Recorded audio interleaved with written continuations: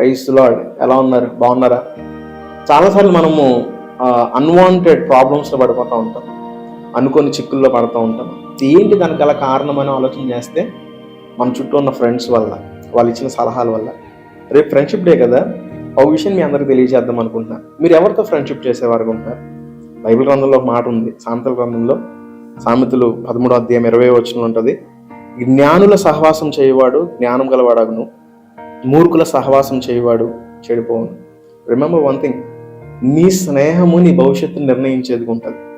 ఇప్పుడు వరకు నీ స్నేహితుడు ఎంత కాలం నుంచి ఉన్నవాడని కాదు, కానీ నీతో పాటు ఉన్నప్పుడు నిన్ను ఎలా నడిపేస్తున్నట్టు అనేది చాలా ప్రాముఖ్యమైనది. కాబట్టి అలాంటి మంచి స్నేహితుని మీ జీవితంలో మీరు కలిగి ఉండండి. లేదనంటే మీరే అంత మంచి స్నేహితులు అవ్వగలిగితే అనేక మంది జీవితంలో ఆశీర్వాదంగా ఉంటారు.